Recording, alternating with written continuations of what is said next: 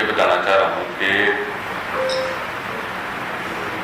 करम सिंह का मर्डर 2011 में हुआ था और उस पर कंप्लेनेंट उसके बेटे राजेंद्र जी हैं जो मेरे साथ बैठे हैं और लगभग 2011 से ये लोग सफ़र कर रहे हैं और अब जजमेंट आई 2024 में, जिसमें जिन लोगों ने मर्डर किया वो एक्ट हो गए हैं और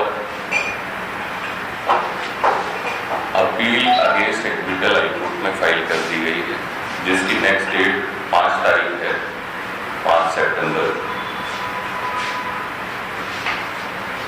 इस केस में बेसिकली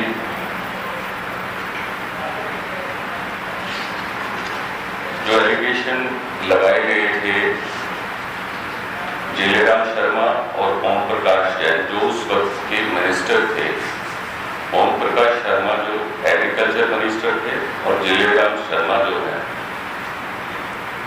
वो फूडी मिनिस्टर थे उसमें। तो इन लोगों ने मिलकर करम सिंह की हत्या की, जिसमें ये लोग 2011 से सफर कर रहे हैं, लेकिन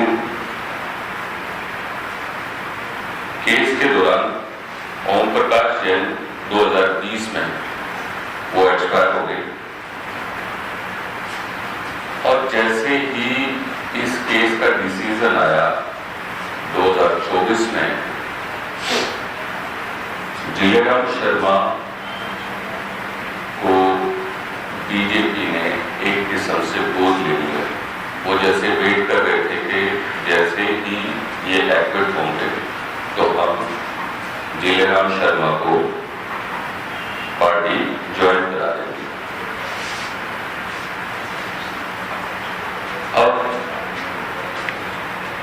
इस केस में लगभग 121 विटनेस थे और उन 121 विटनेस के होते हुए उसमें इतने एविडेंस है इस केस में, जबकि उनका छूटना बहुत मुश्किल था।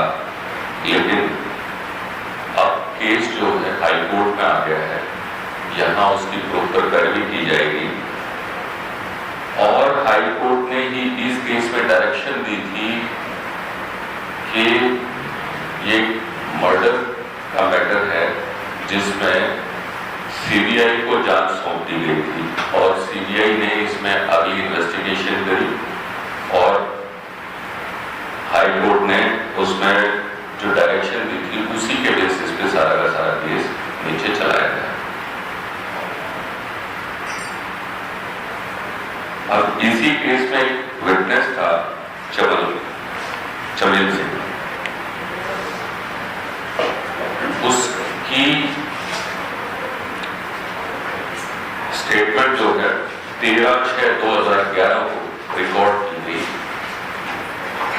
और वो चश्मदीद गवाह था इस केस का, लेकिन उसकी स्टेटमेंट होने के बाद 15/6/2011 यानी कि तीसरे दिन उसका भी मर्डर हो गया।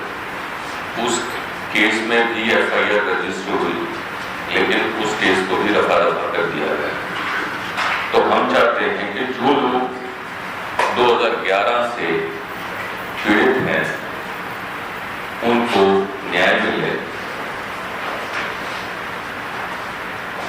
और ये लोग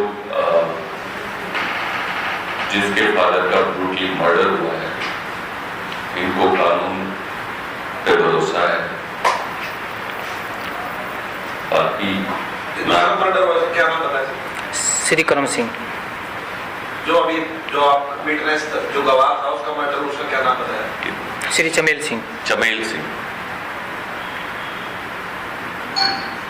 बाकी अपनी पूरी बात राजेंद्र जी हैं जो उनके बेटे हैं, ये बताइए। डिस्ट्रिक्ट करनाल से है। करम सिंह एक्स सरपंच का मर्डर हुआ था 7/6/2011 को। उसकी इन्वेस्टिगेशन हुई थी सीबीआई की थ्रू, लेकिन इस मर्डर केस को सुसाइड उन्होंने रिपोर्ट दर्ज कर दी, सुसाइड की चार्जशीट दाखिल की, लेकिन ये मर्डर था और ये जिलाराम शर्मा और ओम प्रकाश जैन ने किया था। ओम प्रकाश जैन अब इस दुनिया में नहीं है, तो उनके खिलाफ मैं अभी कुछ नहीं बोलूँगा। तो जिलाराम शर्मा है, वो इस समय टिकट की दावेदारी कर रहा है बीजेपी से। जैसे बरी हुआ, यहाँ सीबीआई कोर्ट से बरी होता है, सीबीआई ने बीजेपी ने उसको अपनी गोद में बिठा लिया और वे टिकट की डिमांड कर रहा है। ये बहुत ही करप्ट आदमी है, हत्यारा है। इसको बीजेपी टिकट ना दे, नहीं तो हमारा सैन समाज और पिछड़ा वर्ग इनका बीजेपी कैंडिडेटों का पूरा हर तरफ से विरोध करेगा, हर हल्के में जाके विरोध करेगा, घर घर जाके विरोध करेगा। इनको बहुत ज़्यादा नुकसान हो सकता है, इसलिए मेरी प्रार्थना है इसको टिकट ना दे और इसको जल्दी से जल्दी पार्टी से बाहर करें। हम मेरी इसमें है ना, सीबीआई कोर्ट से जो बरी हुआ उसके खिलाफ अपील मैंने डाल दी है। 5 सितंबर 2024 को मेरी डेट है। तो हम दोनों तरफ से कर रहे हैं, क्योंकि अगर इसको टिकट मिलती है, अगर ये कुछ ना बीजेपी की लहर में अगर बन जाता तो हमें अपनी जान का खतरा है, माल का खतरा है, तो ये कुछ भी करवा सकता है। क्योंकि हमारे परिवार से 2 बंदे पहले जा चुके हैं और हमें अपना पूरा खतरा है। इसीलिए मेरे 13 साल से सुरक्षा चल रही थी, मुझे इनसे खतरा है, मेरे परिवार को खतरा है। नहीं जी, उसमें काफ़ी चीज़ें रह गई हैं, क्योंकि इन्होंने दिखाया है कि जो उन्होंने मेरे सामने बयान दिया है, तो मुझे पता है मैं अपने पिताजी की सच्चाई को मानूंगा, क्योंकि मैं जिंदा थे उस टाइम। 25 मिनट तक उनकी जिंदा थे अस्पताल में। वो उनका बयान भी रिकॉर्डेड हुआ है। उन्होंने उसमें बयान में कहा है कि मैं जिलाराम शर्मा की कोठी पे गया था, वहीं 2 आदमी मिले थे, तो उसको सुसाइड बना दिया गया। अब ये मुझे नहीं पता, क्योंकि उन्होंने बिकॉज ऑफ दैट जो डॉक्टर थे उस टाइम पोस्टमार्टम किया था, क्योंकि सरकार उनकी थी, मैनेज किया गया इसको।